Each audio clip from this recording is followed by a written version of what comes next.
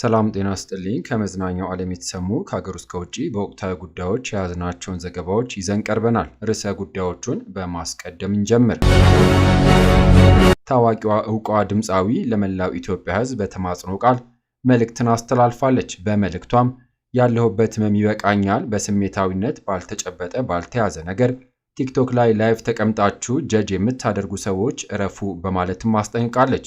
ስለ ታዋቂዋ ድምፃዊ ስላስተላለፈችው መልእክት በዚህ መረጃ ሰዓት ወደ እናንተ እናደርሳለን። በሌላኛው የመዝናኛ መረጃችን ታዋቂዋ ድምፃዊ በተለያዩ የድሮ ስራዎቿ በአዳዲስ በነጠላ ዘፈኖቿ የምናውቃት የምንወዳት አንጋፋ ድምፃውያን ጭምር በአብዛኞቹ የግጥም ስራዎቹ ክቡር አርቲስት ዶክተር ቴዎድሮስ ካሳሁን የተሳተፈበትን ስራ ይዛ በአልበም ብቅ ልትል እንደሆነ ገልጻለች። ሙሉ መረጃውን ታደምጣላችሁ። በሌላኛው መረጃችን የቀነኒ ጉዳይ በዚህ ዙሪያ የምናደርሳችሁ መልእክት አዘል መረጃን በዚህ ሰዓት ወደ እናንተ ለማድረስ በመዝናኛ መረጃዎቻችን በወቅታዊ ጉዳይ ከሀገር ውስጥ ከውጭ ያዝንላችሁ ዘገባዎችን አካተናል። ለዚህ ቻናል አዲስ የሆናችሁ አዳዲስ መረጃ በፍጥነት እንዲደርሳችሁ ሰብስክራይብ በማድረግ የደውል ምልክቷን በመጫን ቪዲዮ ላይክ ለሌሎች ተደራሽ እንዲሆን ሼር ማድረግዎን አይዘንጉ። እስከ ቪዲዮ ፍጻሜ አብራችሁኝ እንድትቆዩ ጋበዝኩ። በዘገባችን ወደ ያዝንላችሁ መረጃዎች እናልፋለን። አብረን እንከታተለው። ክቡራን አድማጮች፣ በቅድሚያም በርዕሰ ጉዳዮቹ ቅድሚያ ያስደመጥናችሁን በመዝናኛው ዓለም የተሰሙ መረጃዎችን ላስቀድም። ታዋቂዋ ድምፃዊ ኩኩ ሰብስቤ በደጃዝማች አዲስ አልበም እየመጣች እንደሆነ ገለጸች። ድምፃዊ ኩኩ ሰብስቤ ደጃዝማች የተሰኘው አዲስ አልበም በራሷ ዩቱብ ቻናልና በሁሉም የዲጂታል መተግበሪያዎች ወደ አድማጭ እንደሚደርስ ማስታውቃለች።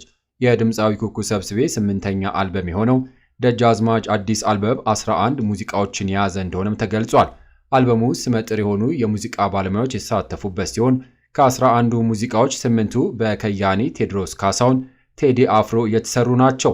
በደጃዝማች አልበም በቴዎድሮስ ካሳሁን ቴዲ አፍሮና ኩኩ ሰብስቤ በጋራ አቀንቅኗል። አብዛኛው ሙዚቃ አቤል ጳውሎስ እንዳቀናበረውም ተገልጿል። ክቡራን አድማጮች፣ በቀጣይ ታዋቂዋ ዕውቋ ድምፃዊ ለመላው የኢትዮጵያ ሕዝብ በተማጽኖ ቃል መልእክትን አስተላልፋለች። በመልእክቷም እባካችሁ ተወኝ፣ ልጆቼን ላሳድግበት፣ በቁስሌ ላይ ህመም አትኑብኝ፣ ያለብኝ ሸክም ይበቃኛል ያለችው ድምፃዊቷ ይህ የተማጽኖ ቃል ለአንዳንድ ኃላፊነት ለጎደላቸው ቲክቶክ ላይቭ ተሰብስበው ቁጭ ብለው በግምትና በስሜታዊነት ባልተጨበጠ ነገር ጀጅ ለሚያደርጉ ሰዎች ይሁንም ብላለች።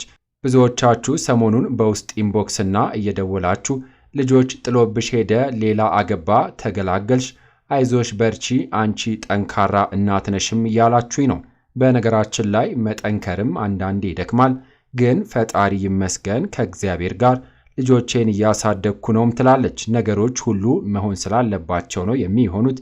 ይገባኛል ምን ያህል አስባችሁ እኔን ለማጠንከር እንደሆነ።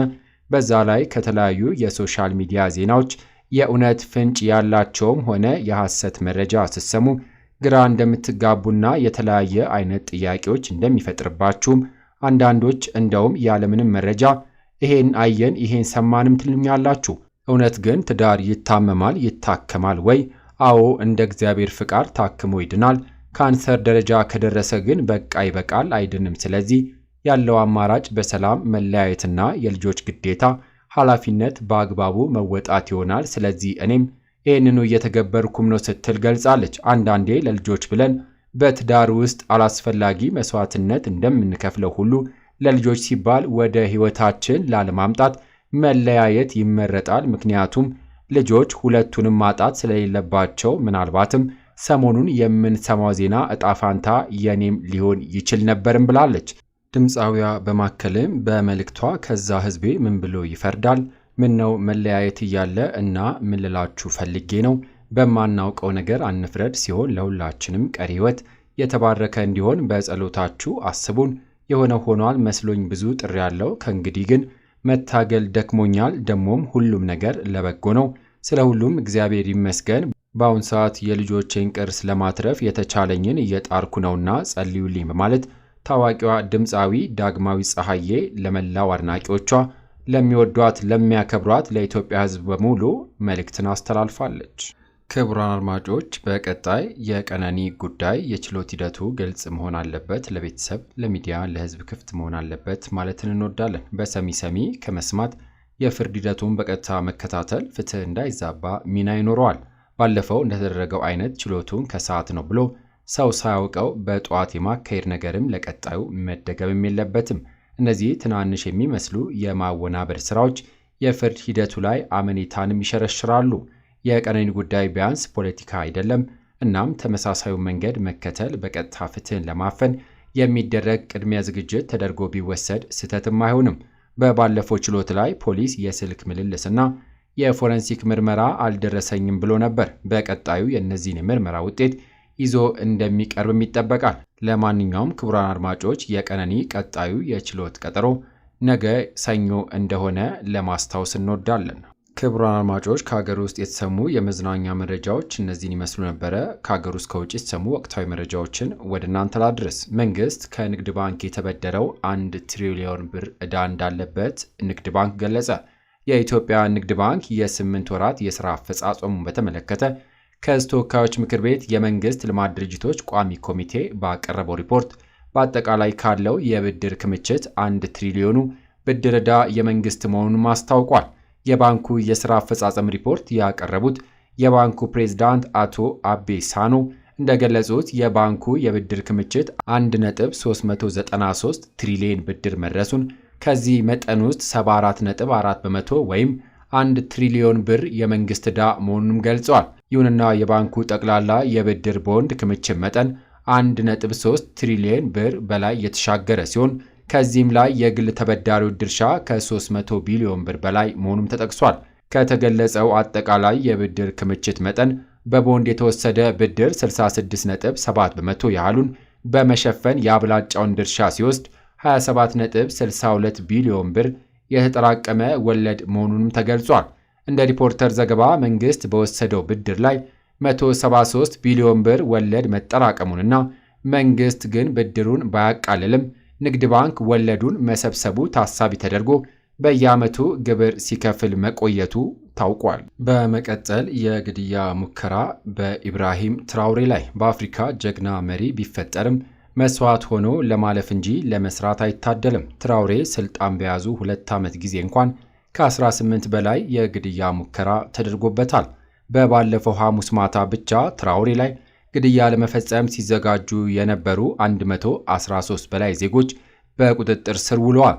ከኋላ ሴራውን ሸራቢዎች ምዕራባውያን ቢሆንም ድርጊቱን ፈጻሚዎች የገዛ ዜጎቹ ናቸው። ፈረንሳይ የመሆኗ ዕድሏም ከፍ ያለ እንደሆነ ተገልጿል። በአንድ ወቅት ትራውሬ ከፈረንሳዩ ፕሬዝዳንት ኢማኑኤል ማክሮኒ ጋር ያደረገው ንግግር ሀያላኑን ያስደነገጠ ነበር። ነገሩ እንዲህ ነው። ይሁንና አማኑኤል ፕሬዝዳንት ትራውሬ የሁለቱን ሀገራት ወዳጅነት ለማጠናከር በሀገር ወታደር የማሰፍርበት ቦታ ስጠኝ በማለትም ይጠይቀዋል።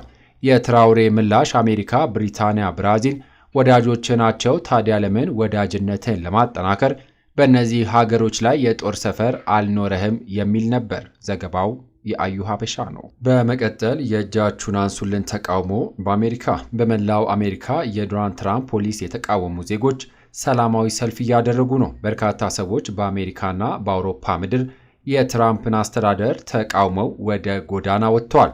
በ50ዎቹም የአሜሪካ ግዛቶች ተቃውሞ የተቀሰቀሰ ሲሆን ሰላማዊ ሰልፈኞቹ እጃችሁን አንሱ ሃንድስ ኦፍ የሚል ድምፅ ማሰማት የሪፐብሊካኖቹን አስተዳደር ኮንነዋል። ተቃውሞም ፕሬዚዳንት ዶናልድ ትራምፕ ላይ ብቻ ሳይሆን ቢሊዮነሩና የትራምፕ ቁልፍ አጋር የሆነው ኤለን መስክ ላይ ያነጣጠረም ነው። እንደ ሲኤንኤን ዘገባ ሚሊዮኖች በተቃውሞ ላይ ተሳትፈዋል።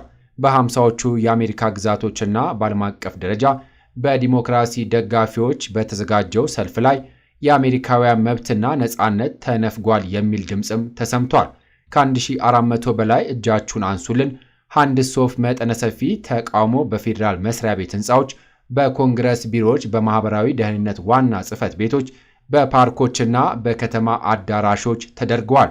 ይሁንና ቢሊዮነር የተቆጣጠረው ስልጣን መቋጨት እንዳለበት አሳስበዋል። ተቃዋሚዎቹ ከየትኛውም ሆነው ተቃዋሚዎችና ድምፃችን ይሰማልን የሚል እምነት አለን ብለዋል። የሰልፍ አዘጋጆቹ የትራምፕን ፖሊሲ ከመቃወም አንስቶ የፕሬዝዳንት የስልጣን ዘመንን ለማራዘም ሪፐብሊካኖቹ የሚያደርጉትን ጥረት አውግዘዋል። ሰልፈኞቹ ሲኤንኤን ሚሊዮኖች ለተቃውሞ በዓለም ዙሪያ ወጥቷል በሚል ሲዘግብ፣ አልጄዚራ በአሜሪካ ከ250 ሺህ በላይ ሰው በአደባባይ የትራምፕን አካሄድ አውግዘዋል የሚል መረጃን አውጥቷል። የኤለን መስክ ዶጅ መስሪያ ቤት ከ200 ሺህ በላይ የፌዴራል ስራዎችን ቀንሷል የሚል ተቃውሞም ተነስቷል። ኢኮኖሚ፣ መብት አስተዳደር፣ የስልጣን በቱጃሮች እጅ መውደቅና በርካታ ጉዳዮች በዚህ ተቃውሞ ተንጸባርቀዋል። ይህ በእንዲህ እንዳለ ትራምፕ ዳግም ወደ ስልጣን ከመጡ ወዲህ ግዙፉ ተቃውሞ ሆኖም ተመዝግቧል። በመቀጠል ኢራን ከአሜሪካ ጋር የቀጥተኛ ንግግርን ትርጉም የለሽ ስትል ውድቅ አደረገች። የኢራን የውጭ ጉዳይ ሚኒስትር አባስ አርጌች ከአሜሪካ ጋር የኒውክሌር መርሃ ግብር ላይ የሚደረግ ቀጥተኛ ድርድር ትርጉም የለሽ ሲሉ በሁለቱ ሀገራት መካከል ያለውን ውጥረት ገልጸውታል። ይሁንና ትራምፕ ባለፈው ወር ለኢራን መሪ አያቶሊ አሊ ካሜኒ በላኩት ደብዳቤ ቴህራን ኒውክሌር መርሃ ግብሯ ጋር በተገናኘ ድርድር እንድታደርግ አለበለዚያ ግን ከፍተኛ ወታደራዊ እርምጃ ይጠብቃታል ማለታቸው የሚታወስ ነው እንደ አልጀዚራ ዘገባ። ይሁን እንጂ የውጭ ጉዳይ ሚኒስትር በመግለጫቸው ድርድር ከፈለግ ማስፈራራት ፋይዳው ምንድነው በማለት የዋሽንግተን የድርድር ጥያቄ ቅንነት የሌለው ሲሉም አጣጥለውታል። ቴህራን ከዚህ ቀደም ከዋሽንግተን ጋር ቀጥተኛ ውይይትን ውድቅ አድርጋለች። ይሁን እንጂ ተዘዋዋሪ ድርድርን ግን ክፍት እንደሆነም ተናግራለች። ክቡራን አድማጮች ከሀገር ውስጥ ከውጭ ለሰዓቱ ብታደምጧቸው ብለን የመራርንላችሁ ዘገባዎች እነዚህን ይመስሉ ነበረ። ከሰዓታት በኋላ በሌሎች በአዳዲስ ዘገባዎች እስከምንገናኝ ለአዲስ መረጃዎች ተጨማሪ ትሩዝ ኢትዮጵያ ሶሻል ሚዲያን ሰብስክራይብ በማድረግ ቤተሰብ እንድትሆኑ ጋብዞታለሁ። በያለንበት የዓለም ዳርቻ ቸር እንቆይ።